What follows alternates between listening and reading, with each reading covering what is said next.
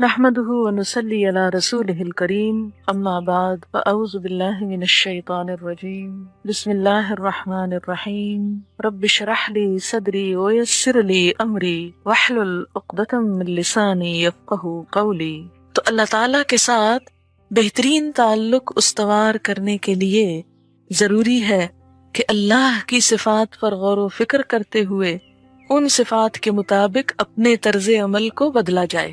اگر طرز عمل نہیں بدلے گا تو اس کے ساتھ تعلق درست نہ ہو سکے گا، آپ اس کے محبوب بندے نہ بن سکیں گے۔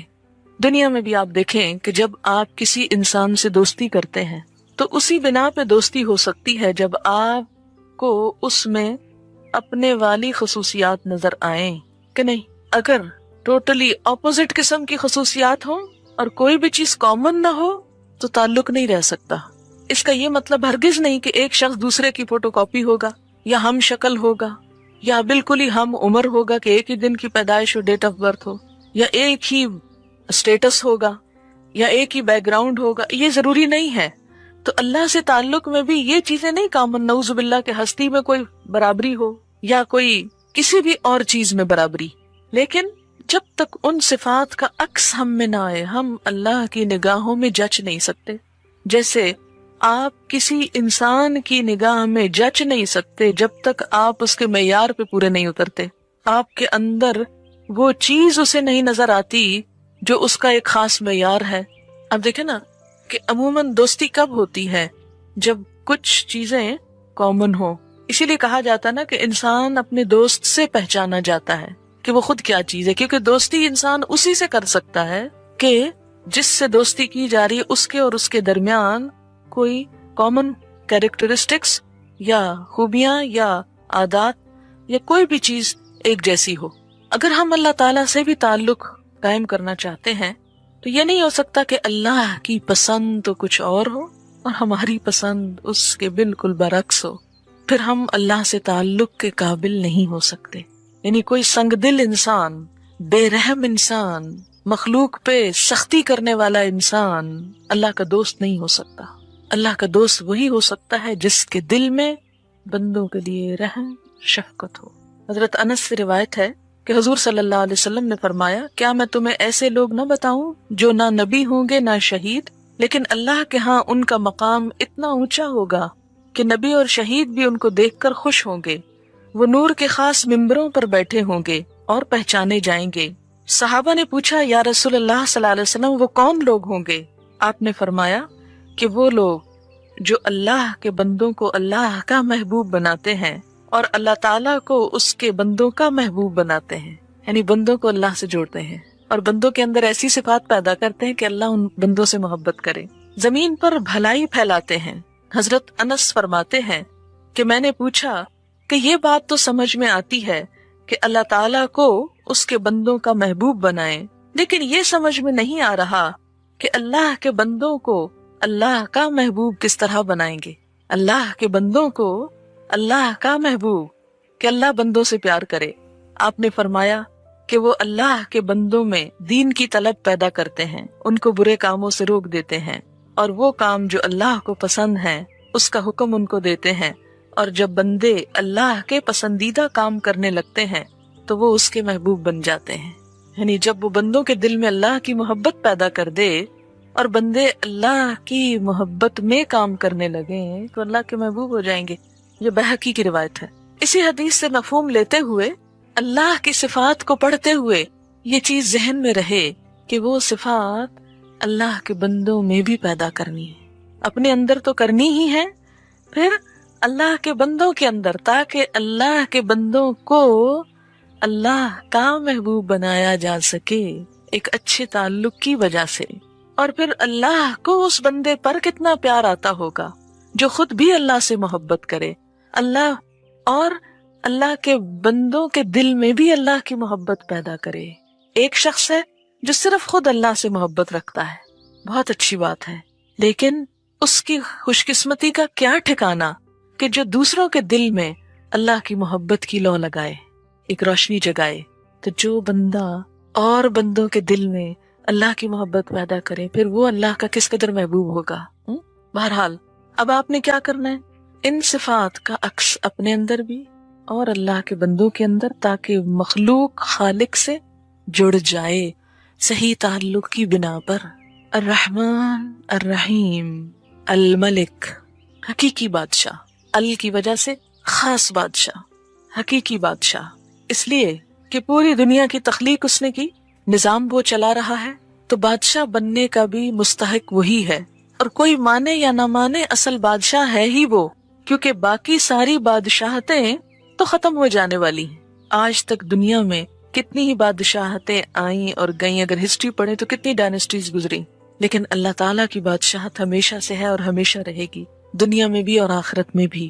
اب آپ دیکھیں کہ اگر ہم اللہ کی اس صفت کی وجہ سے اللہ سے تعلق رکھنا چاہیں تو کسی بادشاہ کے ساتھ تعلق رکھنے والے یا اس کا قرب چاہنے والے کی کیا خصوصیت ہوتی ہے؟ یہ مثال کے طور پر، تشبیہ کے طور پر نہیں، مثال کے طور پر بات سمجھنے کے لیے آپ دنیا کے کسی بادشاہ کا تصور لائیں، اس کا میگنیفیسنٹ ہونا، اس کا بہت جلال والا، بہت اختیار والا اور بہت زبردست چیز ہونا لوگوں کے اندر کیا چیز پیدا کرتا ہے؟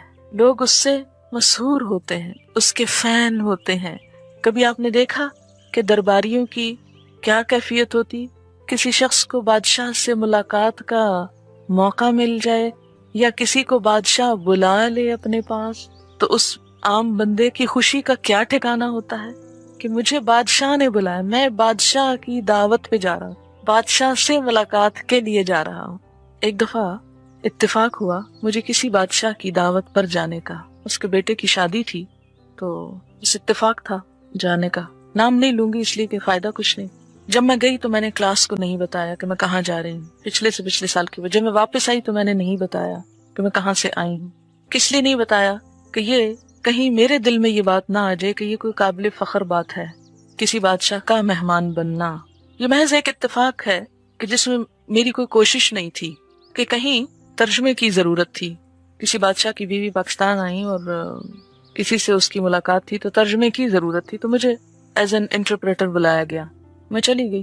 جب میں نے ترجمہ کیا تو جو بادشاہ کی اہلیہ تھی وہ جس صوفے پہ بیٹھی ہوئی تھی، میں ایک اور صوفے پہ تھی، جس کا ترجمہ کر رہی وہ ایک اور جگہ پر تھی، تو تھوڑی دیر میں وہ مجھے کہتی ہیں ادھر آؤ، میرے پاس آؤ، اور اس سیٹ سے اٹھا کر بالکل ساتھ بٹھا لیا اور مجھ سے پوچھتی کہ اچھا تم مجھے یہ بتاؤ تم کیا کرتی ہو؟ معلوم نہیں اسے کیا فیلنگ ہوئی۔ میں نے کہا میں پڑھاتی ہوں، اس وقت میں یونیورسٹی جا رہی تھی ابھی، تو یونیورسٹی میں پڑھاتی ہوں۔ پھر پوچھتی اچھا اور کیا کرتی ہوں؟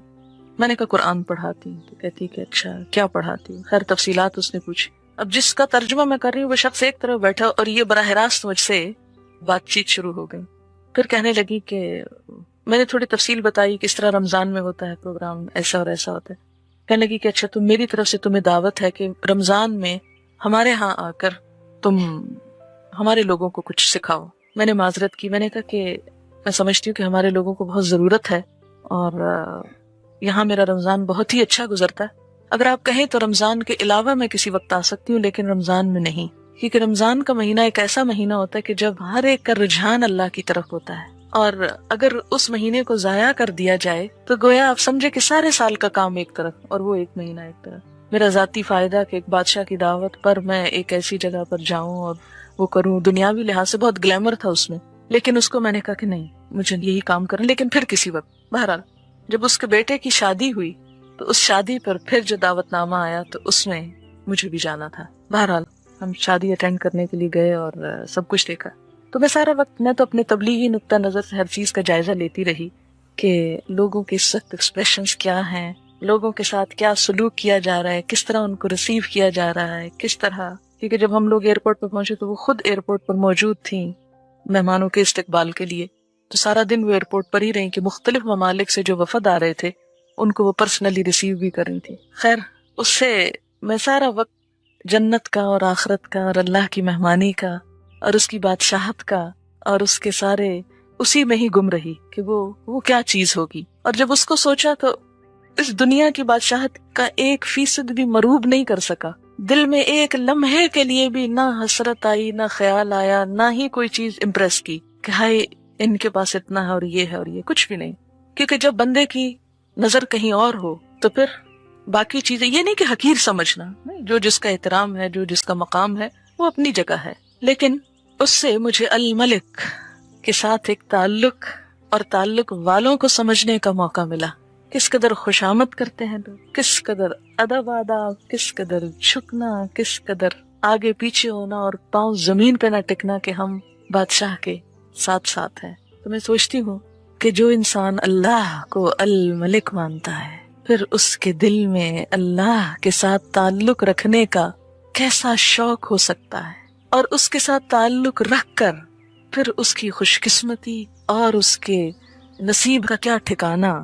تو وہی بادشاہ حقیقی ہے، اور اس بادشاہ حقیقی کے ساتھ تعلق کا ایک ادب ہے، ایک احترام ہے، ایک شان ہے، اسے ملحوظ رکھنا بھی ضروری ہے.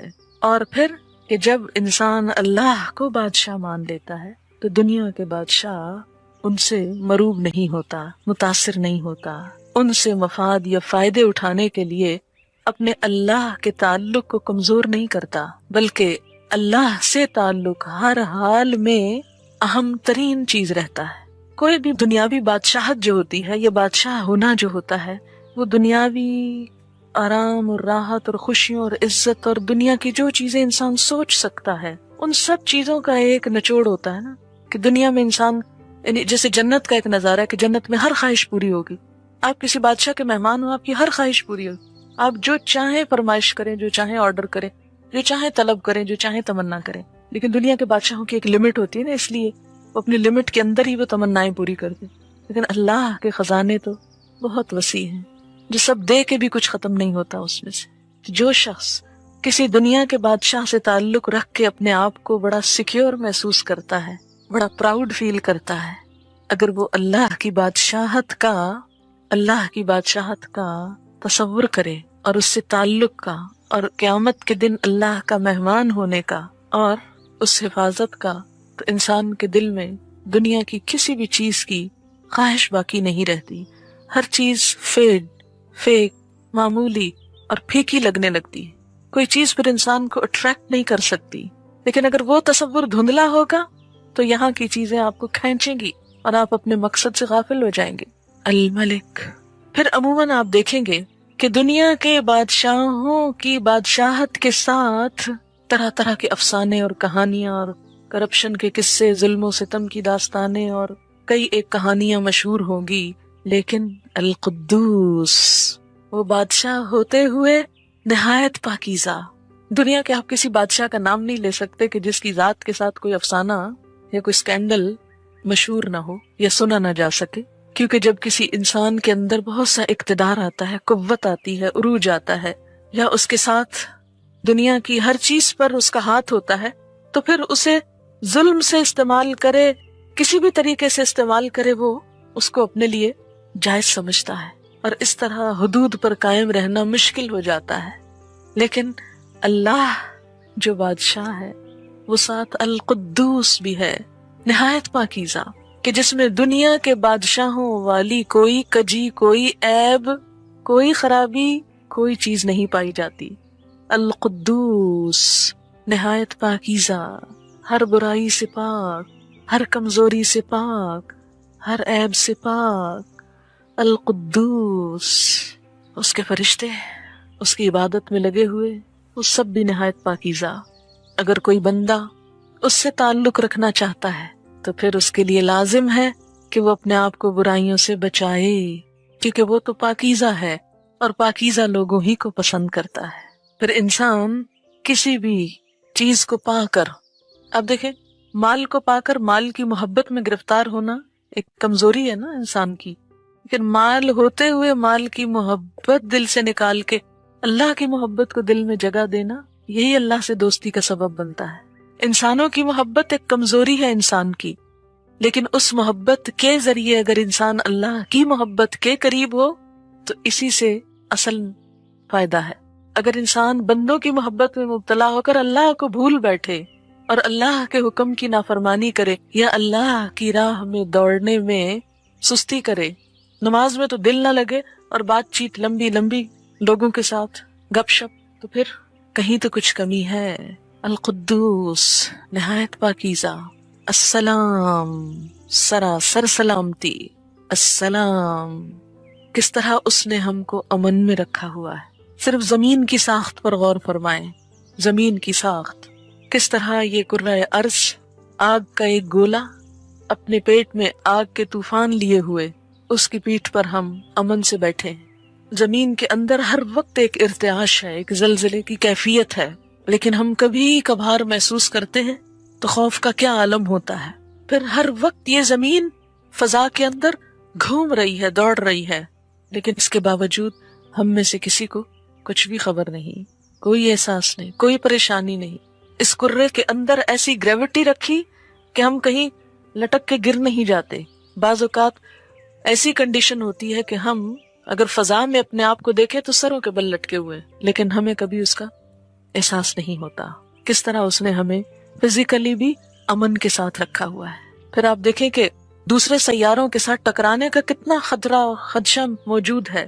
پھر ہماری حفاظت کے لیے کس طرح ایک ہوا کا غلاف بنا رکھا ہے کہ دوسرے ستاروں سیاروں کے ٹوٹ کر یہاں پہنچنے سے پہلے ہی وہ سب کچھ باؤنس ہو جاتا ہے، ختم ہو جاتا ہے، واپس ہو جاتا ہے۔ تو السلام، سلامتی دینے والا یا سراسر سلامتی۔ اور پھر اس کی اس صفت السلام کا ہم پر کیا اثر ہونا چاہیے کہ ہم بھی مسلم بن کر رہیں، مسلم ہمارا بھی شعار ہو۔ کائنات کی ہر چیز اس کے السلام ہونے کا اظہار کر رہی ہے۔ ان گنت ستارے سیارے اپنے اپنے کام میں لگے ہوئے ہیں کہ مسلم ہیں، اس کے فرما بردار ہیں۔ اس دنیا کے اندر سلامتی ہو نہیں سکتی جب تک کہ بندہ مسلمان بن کے نہ جیے۔ اور مسلم کی ڈیفینیشن کیا ہے؟ المسلم من سلم المسلمون من لسانہ ویدہ۔ مسلمان وہ ہیں جس کے ہاتھ اور زبان سے دوسرے مسلمان سلامتی میں رہیں۔ المؤمن امن دینے والا یا ایمان دینے والا، ایمان کا سرچشمہ بھی اسی کی ذات ہے اور امن بھی وہیں سے ہے۔ اور اس کا خلیفہ ہونے کی حیثیت سے، زمین کے اوپر اللہ کا نائب ہونے کی حیثیت سے میرا فرض بھی کیا بنتا ہے کہ میں خود بھی امن کے ساتھ رہوں اور دوسروں کے لیے بھی پرامن ماحول قائم رکھوں۔ اور اس کے لیے کچھ اگر دباؤ برداشت کرنے پڑیں، اس امن میں خلل اندازی ہونے کے لیے اگر کچھ تکلیف اٹھانی پڑے تو بھی تکلیف اٹھا کر امن و امان کی صورتحال کو قائم رکھا جائے۔ اور پھر وہ ایمان دینے والا ہے تو میں آگے بڑھ کر ایمان لینے والی بن جاؤں، اس کے دیے ہوئے ایمان سے یا اس کی ذات پر ایمان رکھوں، بھروسہ کروں، اعتماد کروں۔ لتؤمنوا باللہ وبرسولہ۔ اور اسی طرح بندوں کے دل میں بھی ایمان جگاؤں۔ جتنا جتنا دوسروں کے دلوں میں ایمان کی شمعیں جلائیں گے اپنے اندر جلیں گی، خود زیادہ مضبوطی آئے گی۔ مؤمن، کیا میں بھی امن کی پیامبر ہوں یا فساد جھگڑا اٹھانے والی؟ حمالۃ الحطب۔ اللہ نے اگر ایمان مجھ تک پہنچا دیا، کیا میں اس کی مخلوق تک پہنچا رہی ہوں؟ کتنے ہی بندے اس کے ایسے ہیں جو کافر ہیں، جو ایمان سے خالی ہیں۔ کیا میں نے کوئی کوشش کی کہ ان بندوں تک ایمان کو پہنچاؤں، یا صرف اس کی یہ نعمت لے کر بیٹھ گئی اپنی ہی ذات تک؟ کسی بھی چیز کی قدردانی تو اسی وقت ہو سکتی ہے، شکر گزاری تو اسی وقت ہو سکتی ہے کہ جب اس کی دی ہوئی نعمت کا صحیح استعمال کیا جائے۔ مثلاً اگر آپ اپنے بچے کو ایک پینسل تراش لے کر دیں، شارپنر، اور وہ اس میں پینسل کی بجائے پین تراشنے لگے تو پین کا بھی کباڑا ہوگا اور پینسل تراش کا بھی، تو آپ کیا کہیں گے کہ اس نے قدردانی نہیں کی اس کو غلط استعمال کر کے۔ کسی بھی چیز کا یہی حال۔ مثلاً آپ لوگوں کو یہاں پڑھنے کے لیے یہ کمرہ مہیا کیا گیا، کرسیاں دی گئیں کہ آپ ان پر بیٹھ کر علم حاصل کر سکیں، اور کچھ لوگ ان پر لکھنے اور ان کو پھاڑنے کے کام میں لگ گئے، تو انہوں نے دراصل کیا کیا؟ امن میں خلل اندازی کی، اور اس کے علاوہ اس نعمت کی جو انہیں بغیر کسی قیمت کے ملی تھی اس کی قدردانی نہ کی۔ تو جب بندہ اللہ کا حق ادا نہیں کرتا، جیسا کہ آتا ہے وما قدر اللہ حق قدرہ، تو یہی ہے ناشکری کہ اس نے تو ہمیں ایمان دیا، امن دیا، ہم اسے آگے نہ پہنچا سکے، آگے نہ دینے والے بنے۔ اس نعمت کا صحیح استعمال نہ کیا، قدردانی نہ کی۔ المہیمن، نگہبان، وہ ہماری نگہبانی کر رہا ہے، حفاظت کر رہا ہے۔ ہم اس کی حدود کی کس حد تک نگہبانی کرتے ہیں، اس کی بتائی ہوئی بنائی ہوئی حدوں کو کس طرح ان کا خیال رکھتے ہیں۔ مہیمن، العزیز، سب پر غالب، زبردست۔ اگر وہ العزیز ہے تو مجھے کیسا ہونا چاہیے؟ اس کے سامنے جھک جانا چاہیے، اس کی اطاعت کرنا چاہیے، اور یہ سوچ لینا چاہیے کہ وہ مجھے پکڑنے پر پوری طرح قادر ہے۔ میں کہیں بھی اس سے بھاگ کر جا نہیں سکتی، کہیں بھی فرار حاصل نہیں کر سکتی۔ العزیز، عزت والا، غلبے والا، الجبار، سب سے زبردست، الجبار، سب سے زبردست۔ یہ اس لیے بتایا گیا کہ کہیں انسان اس کی صفت رحمت کو دیکھتے ہوئے منمانی نہ کرنے لگے، گناہوں میں شیر نہ ہو جائے، اور یہ نہ سوچے کہ میں جو چاہوں کر لوں، اللہ تعالیٰ تو رحمان و رحیم ہے۔ نہیں، وہ دوسری طرف الجبار بھی ہے، بہت زبردست بھی ہے، المتکبر، بڑائی اور بزرگی والا، بڑا ہی ہو کر رہنے والا۔ یہ تو بس اللہ ہی کی صفت ہے۔ کسی بھی بڑے کے سامنے چھوٹا کیا کرتا ہے؟ عاجزی سے رہتا ہے۔ اگر کوئی کمزور ہستی کسی کی بڑائی چھیننے لگے، بڑا بننے لگے، تو وہ اس کو زیب ہی نہیں دیتی۔ کوئی بھی انسان جب ایسا کوئی کام کرے کہ جس کا وہ اہل نہیں، تو وہ چیز اس کو بدنما بنا دیتی ہے۔ ایک شخص جو کچھ بھی پڑھا لکھا نہ ہو، اگر استاد بننے کی کوشش کرے تو وہ اس کام کو آسان طریقے سے ادا نہ کر سکے گا، اس کو بدنما بنا دے گا۔ بڑائی صرف اللہ کی صفت ہے، بڑا ہو کر رہنے والا صرف وہ ہے، اسی کا حق ہے۔ تکبر اسی کے لائق ہے۔ اگر کوئی انسان جو حقیقت میں چھوٹا ہے، اگر تکبر کرنے کی کوشش کرے گا، بڑا بننا چاہے گا، تو کیا ہوگا؟ یہ تکبر اس کو بدنما بنا دے گا۔ اگر اللہ المتکبر ہے تو مجھے سب سے بڑھ کر عاجز بن جانا چاہیے، اور اس کے تکبر کو کبھی بھی اپنی طرف لانے یا اپنے اندر لانے کی کوشش نہیں کرنی چاہیے۔ جیسا کہ روایت میں آتا ہے، اس کا مفہوم کچھ اس طرح ہے کہ تکبر میری چادر ہے، یعنی بڑائی صرف اللہ کو زیب دیتی۔ اگر کوئی وہ مجھ سے لینے کی کوشش کرتا ہے، یعنی اللہ کی چادر چھیننے کی کوشش کرتا ہے، تو اللہ کے غضب کو دعوت دیتا ہے، یعنی وہ اللہ کی ناراضگی کو دعوت دیتا ہے، کیونکہ وہ خود المتکبر ہے۔ اس لیے اسے اپنے سوا کسی دوسرے کے اندر یہ صفت گوارا نہیں، کیونکہ کوئی اور اس کا اہل ہی نہیں، اس کے قابل ہی نہیں، اس پر سوٹ کرتا ہی نہیں۔ آپ دیکھیں کہ جب آپ کوئی لباس اپنے اوپر پہننے لگتے ہیں تو کیا یہ کبھی نہیں دیکھتے کہ آپ کو سوٹ کرتا ہے کہ نہیں؟ آپ نے دیکھا ہوگا کہ باقاعدہ اس چیز کی ٹریننگ دی جاتی ہے کہ کس شخصیت پر کس ڈیزائن، کس رنگ، کس مٹیریل اور کس کلر کے لباس زیب دیتے ہیں۔ پتہ نہیں آپ نے اس موضوع پر کبھی کچھ پڑھا ہے یا نہیں۔ مجھے کافی عرصہ پہلے اس پر کچھ پڑھنے کا اتفاق ہوا تھا کہ بیضوی شکل کے چہروں پر، اس رنگ کے شکلوں پر کون سے رنگ اور کون سے لباس اور کون سے ڈیزائن جو ہے وہ سوٹیبل ہوتے ہیں۔ باقاعدہ ایک فن ہے یہ۔ لباس کے معاملے میں کس قدر کانشیس ہیں ہم کہ نہیں، یہ سوٹ نہیں کرتا مجھ پر، یہ رنگ میرے لیے اچھا نہیں، حالانکہ وہ بڑا خوبصورت رنگ ہو سکتا ہے۔ تو بالکل اسی طرح کچھ عادات کا رنگ بھی اور کچھ صفات بھی آپ کے لیے سوٹ نہیں کرتی، آپ کو زیبا نہیں، آپ ان کے اہل نہیں، وہ آپ کو اپنے اندر نہیں لانی چاہیے۔ اور انہی میں سے ایک صفت المتکبر کی ہے۔ بڑا بننے کی کوشش مت کریں، تکبر نہ کریں۔ جو دنیا میں تکبر کرے گا، آخرت میں ذلیل و رسوا ہوگا، چیونٹیوں کی شکل میں اٹھایا جائے گا، اور لوگ پاؤں تلے ان کو روند رہے ہوں گے۔ جہنم کے ایک غلیظ ترین نالے میں اسے رکھا جائے گا، جس کی بدبو نہایت شدید ہوگی۔ اسی طرح کہا جاتا ہے کہ تکبر اللہ کی صفت ہے۔ جب انسان تکبر کرتا ہے تو اللہ کی کبریائی میں شریک ہو کر شرک بھی کرتا ہے۔ جب انسان تکبر کرتا ہے تو ایک طرح سے شرک کا ارتکاب کرتا ہے، اور اس طرح اپنے آپ پر ہی ظلم کرتا ہے، کیونکہ وہ بڑا بن تو سکتا ہی نہیں، لیکن جب وہ کوشش کرتا ہے بڑا بننے کی، جب بڑا بننے کی کوشش کرتا ہے تو اس کو زیب ہی نہیں دیتا. جیسے کہ گدھا شیر کی کھال پہن کر اگر شیر بننا چاہے تو وہ شیر بن سکتا ہی نہیں، اور وہ اس کو سوٹ کرتا ہی نہیں، وہ الٹا اس کی شامت بلانے کا سبب بنے گا. اسی طرح جو صفت ہم کو زیب نہیں دیتی وہ المتکبر ہونے کی ہے، بلکہ یہ اللہ کی صفت ہم سے کیا تقاضا کرتی ہے کہ اگر ہم اللہ سے تعلق رکھنا چاہتے ہیں تو عاجز بن جائیں، تکبر اپنے اندر سے نکال پھینکے. اس لیے فرمایا کہ رائی کے دانے برابر بھی تکبر ہوگا تو اللہ کی جنت میں داخل نہ ہو سکو گے. رائی کا دانہ، اتنا چھوٹا سا تکبر بھی. تو تکبر اپنی گفتگو میں، اپنے قول میں، اپنے رویے میں، اپنے بولنے کے انداز میں، کسی بھی چیز میں ناپسندیدہ ہے.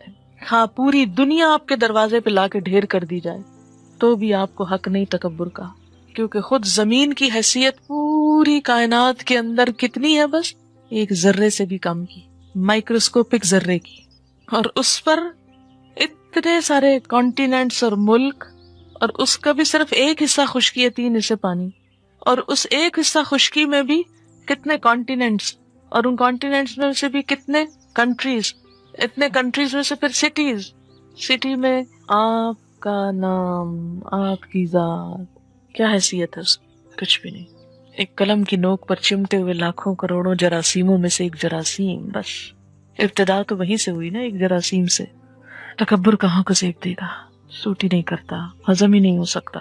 الخالق، تخلیق کرنے والا، بنانے والا، پیدا کرنے والا، اور اس صفت کی بنا پر اللہ کو ہر چیز کا خالق سمجھنا اور خود کو مخلوق سمجھنا کہ میں اس کی کریشن ہوں.